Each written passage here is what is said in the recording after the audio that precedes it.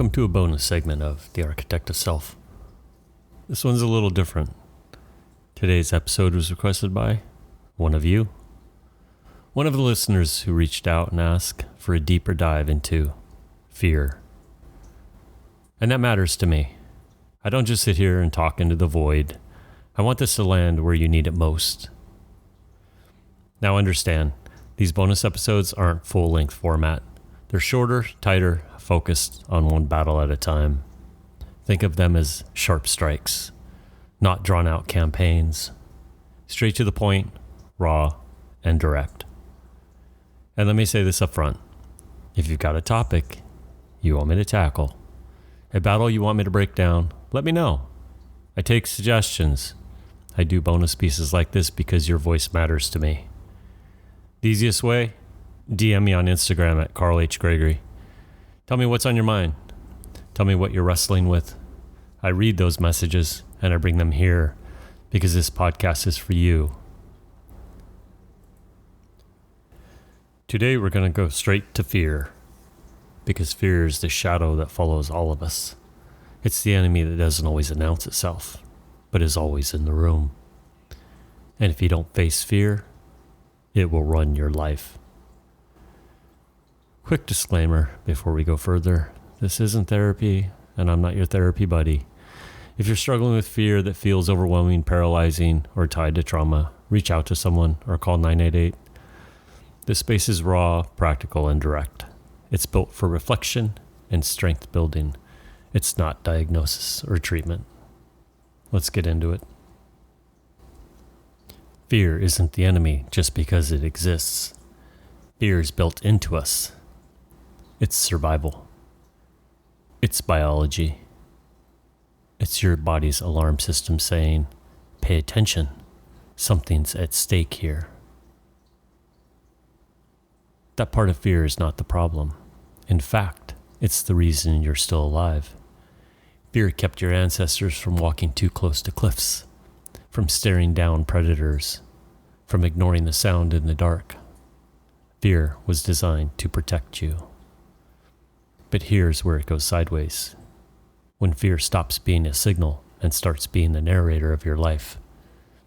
When fear shifts from saying, watch out, to whispering, sit down, stay small, don't even try. That's the moment fear goes from biology to bondage. Fear convinces you safety is the same thing as peace. That comfort is the same thing as strength.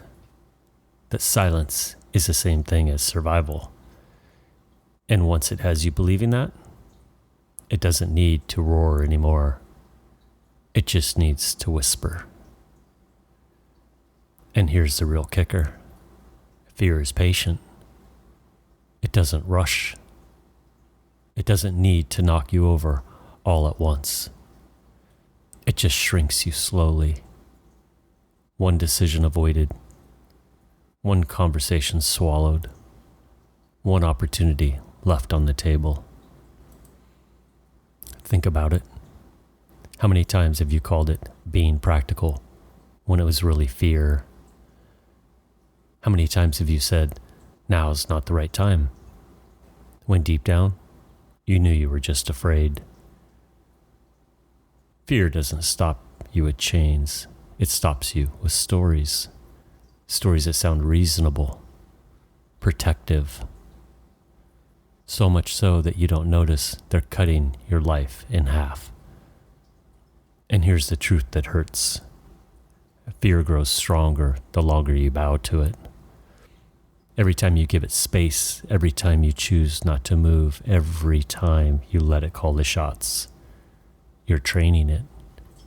You're teaching fear that it owns you. So pause right here and ask yourself, where has fear been writing my story for me? What decisions have I avoided, not because I couldn't make them, but because fear told me not to?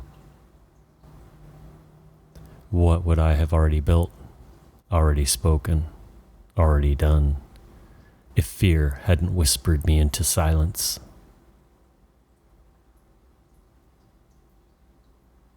Until you name the way fear has been operating in you, you won't even realize you've been conquered. Fear rarely shows up wearing a name tag. It doesn't tap you on the shoulder and announce, "Hey, I'm fear. I'm here to wreck your life." No. It's subtle. It's sneaky. Fear shows up wearing masks. And if you don't learn to recognize those masks, you'll spend the rest of your life dancing with fear without ever knowing you've been owned by it. Let me break down the faces of fear. Paralysis. This is the most obvious one. Fear freezes you. You know the step you need to take. You've thought about it. You've mapped it out. But when it's time to move, your legs feel like concrete. You stall. You delay. You tell yourself you're waiting for the right time. But let's be honest, that right time never comes. You're not waiting for clarity. You're waiting for fear to leave. And it never does. Avoidance. This one's quieter, but it's lethal. Fear whispers, "Don't even look at it." And so you don't. You bury it. You scroll your phone. You binge another show. You fill your calendar with everything except the thing that matters. And while you're running, fear is growing in the dark. It feeds on neglect. Every time you avoid it, you hand it more power. Overreaction. Now here's a tricky one. Sometimes fear doesn't freeze you. Sometimes it drives you into chaos. You explode at the wrong people. You torch relationships. You overcompensate because admitting you're scared feels impossible. Fear disguises itself as control. But really, it's just panic dressed up as power. Think about that the next time you find yourself overreacting and ask, am I really angry or am I afraid? Guilt-fed fear. This one is brutal. It's not just fear failing, it's fear soaked in guilt. The kind of guilt that was planted in you by someone else. Being told you weren't enough. Being made to feel like wanting more was selfish. Being gaslighted until you believed their judgment was truth. That guilt doesn't just weigh on you. It fuels fear. It whispers, don't try. Don't step forward. Because if you do, you'll only prove them right. And suddenly you're trapped, not by the fear of what might happen, but by the guilt of who you've been told you are. Here's the challenge. Which mask do you recognize? Where have you been frozen? Where have you been avoiding? Who has taken the heat from your overreactions when it was really fear underneath? And where has guilt been allowed to pour gasoline on your fire? Until you're honest about which mask fear is wearing in your life, you'll keep mistaking it for something else. Stress, logic, even strength. But make no mistake, it's fear. And fear left unchallenged doesn't just pause your life, it rewrites it. Let me paint you a picture. Her name's Emily. She's smart, capable, dependable, the kind of woman people come to when things need to get done. She's been grinding in the same company for years, carrying the extra weight, picking up slack when others drop it. And deep down, she knows she's ready for more. A management position finally opens up, the role she's been quietly dreaming about. Her resume is solid. She's already doing half the work that the position requires. Her coworkers even tell her, "You'd be perfect for this." The application is sitting there on her laptop, filled out, ready. All she has to do is click submit. And that's when fear shows up. Not with panic attacks, not with screaming alarms, but with whispers. You're not leadership material. You're good at supporting, not leading. If you fail, you'll prove everyone right who never took you seriously. What if they laugh behind your back? What if you get it and you can't handle it? Her chest tightens. Her hand hovers over the trackpad, but she doesn't move. The cursor blinks, and the email never gets sent. On the outside, nothing happened. She's just sitting in her chair, staring at the screen.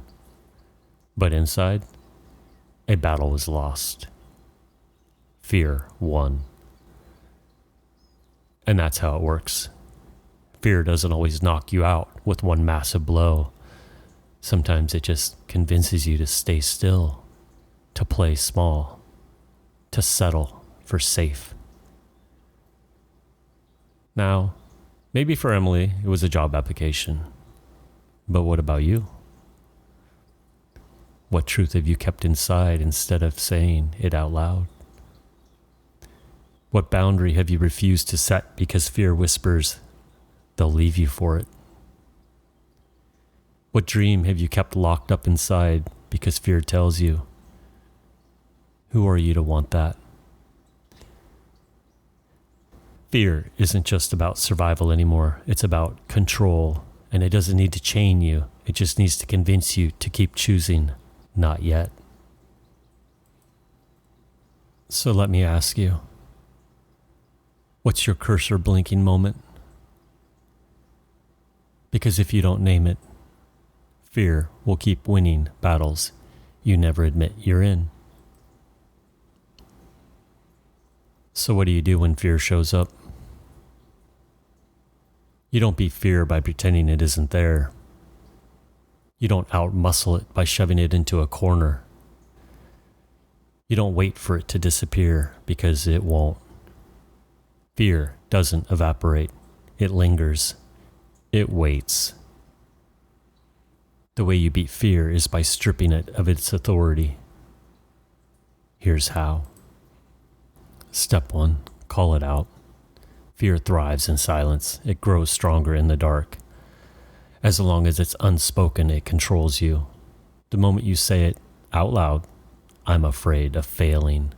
I'm afraid of being left. I'm afraid of not being enough. You drag it into the light, and once it's there, it loses some of its bite.